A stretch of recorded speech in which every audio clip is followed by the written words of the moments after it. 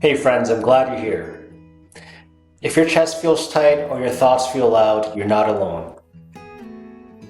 We've learned to measure ourselves by noise and numbers, and we're tired, even when we smile. We live in a world that rates everything. Likes, grades, steps, streaks. It's so easy to drag that scoreboard into prayer. We think, if I do more, I'll be loved more.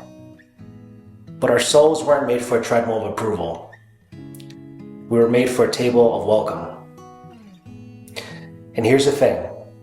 God's love for us is not a wage to earn. It's a gift to receive. That one truth can rewire your story. It softens the jaw. It loosens the shoulders. It lets your heart breathe again. And what does that do to the person? It turns striving into trust. It turns hiding into honesty. It turns fear into quiet courage. The misunderstanding is that acceptance follows achievement, and love waits for your perfection. But the truth is this: love begins with God, moves toward you first, and accompanies you as you grow. Not earning love, but receiving love. Not performing for worth, but living from worth. Just remember, God loved us first, and that love teaches us how to love. Let that sink in until it reaches all the tight places. First love, then life. First grace, then growth. First belonging, then becoming. Now, what does it actually mean to love yourself as God loves you? It doesn't mean pride. It doesn't mean ignoring wrong. It means God dwells within you. It means looking at yourself with God's patient eyes. It means telling the truth and choosing tenderness. It means refusing the lie that harshness is holy. In order to rest in grace, you have to stop proving you deserve it. That's the paradox. In order to heal, you have to let yourself be held. In order to receive love, you have to set down that armor that keeps it out. Does that feel risky? Of course. We've practiced judgment for years. But how has that worked out for you? Did it make you faithful or just afraid? Picture your life like a house with many rooms. Family, work, friendship, faith. God doesn't wait at the curb with a clipboard. God stands at the door with a warm coat. He says, I'm here because I love you. Let's start where you are. Now what shifts in your chest when you hear that? What kindness wakes up? When I hide my flaws, God comes looking with gentleness. And when you brace for blame, He meets you with mercy. When I say, I should be farther by now, God says, I'm with you here. And when you whisper, I'm not enough, He calls you beloved. So let's name the voices. Shame says, don't be seen. Fear says, don't be honest. Perfection says, don't be human. On the other side, love says, come as you are. Love says, tell the truth. Love says, you're safe with me. Not condemnation, but compassion. Not scarcity, but grace. Not rigid rules, but real relationship. Some of us think a stricter inner voice makes a stronger faith. We try to bully our soul into holiness, but bullying breeds secrecy, not surrender. Have you noticed? The harder you push yourself, the more you pretend. The more you pretend, the less you pray. Again, not performing for love, but living from love. I want you to think with me in 3 simple pictures. First, the gardener. Roots before fruit, soil before flowers. Growth is quiet, steady, and seasonal. Winter is not failure, it's formation. Are you less of a plant in the winter? Are you more in the spring? No, you're the same, cherished through every season. Second, the shepherd. Lost and found. The shepherd doesn't lecture the lamb for being small. He He lifts it. He carries it.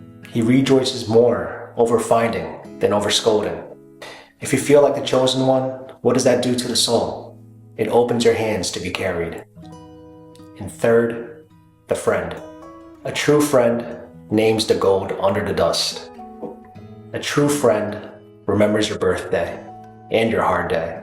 God befriends you like that, near to the brokenhearted, close to the contrite, kind to the weary. You might say, but won't this make us lazy? Won't grace become an excuse? No. Love doesn't weaken desire, it deepens it. Law can push for a while, but love pulls for a lifetime. When affection meets your fear, you move without the whip. When safety meets you with striving, your steps become steady. When kindness meets your shame, the mask starts to crack. Now, let's practice something small and simple. Choose one gentle step today. 5 quiet minutes with your phone face down. A 10-minute stroll, naming 3 gifts you're grateful for. Reciting 1 sentence of truth, like I am loved as I improve. Or making a call to say, I'm sorry, without demeaning yourself. Tiny steps do count. Now, use this simple prayer in 3 lines. God, you love me first. I don't have to earn it. Help me live from it. Breathe between lines. Let your chest rise. Let your jaw relax. When I rush, God slows me. And when you freeze, He steadies you. When I fail, God forgives me. And when you fall, He helps you rise. When I forget, God reminds me. And when you remember, He rejoices. This is the rhythm. God moves toward us. We turn toward Him. We walk together. You're not valuable because people applaud. You're valuable because God has chosen you. You're not secure because you hold tight. You're secure because you are held. You're not accepted because your record shines. You're accepted because love started first. And what does that do to the heart? It lets tenderness do its quiet work. It makes room for joy to sit down. Now, for the ache that lingers, the secret regret, the prayer that feels unanswered, the habit that won't break on command, God is not shrugging from a distance. God is here, listening, aware, ready to accompany you step by step. In fact, loving yourself as God loves you means you tell the truth about your need. Grace is not a pass, it's power. Grace meets you, then moves you. Grace accepts you, then aligns you. Grace holds you, then helps you heal. So remember, we're not performing for love, but living from love. We're not driven by shame, but drawn by mercy. And we're not afraid of weakness, but honest, hopeful, and held. Again, not performing for love, but living from love. And you might ask, how do I love myself without slipping into selfishness? Loving yourself as God loves you makes more room for others, not less, because a rested soul has margin for mercy. A nourished heart has bread to share. A secure identity frees you to serve without fear. Isn't that what we long for? To get from fullness instead of fear? Now, here are 3 checkpoints for your inner voice. First, is it true? God's voice doesn't flatter, but it doesn't lie. Second, is it kind? God's kindness leads us to turn around, not to go numb. And third, is it hopeful? God convicts with a future in view. So if your inner voice fails these, you could say, that's not from God. When you admit that you're weak, God becomes your strength. And when you ask for help, He draws near. When you confess, God cleanses. And when you forgive yourself because He forgave you, He smiles. And when you stop pretending, God meets the real you. And slow is not sinful. Hidden work is still holy. Faithfulness often looks like showing up again tomorrow. Will you stumble? Yes. Will you stand up? Also yes, by grace. Your job is not to power the journey. It's to stay available. In order to be renewed, you have to admit you're tired. In order to be guided, you have to stop pretending you know the map. Don't say, I'll be okay if, but say I'm okay because I am enough in God's care. Don't say, I am what I do, but say, I know who I am because I know whose I am. Not, I must never be weak, but I can be honest and held. Again, not performing for love, but living from love.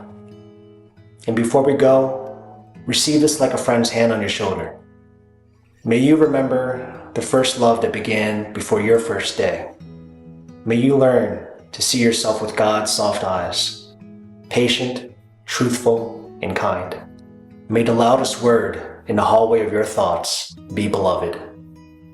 May the peace of God meet you in the room you least expect and warm it from within. And may today carry one small step, taken not to earn, but because you are already loved. Love came first, love is here, and love will not let you go. Let that truth be the lens for your life. Let it change the words to yourself. Let it steady your step into tomorrow. And right now, take the one faithful step grace invites. I'm Justin G. God bless.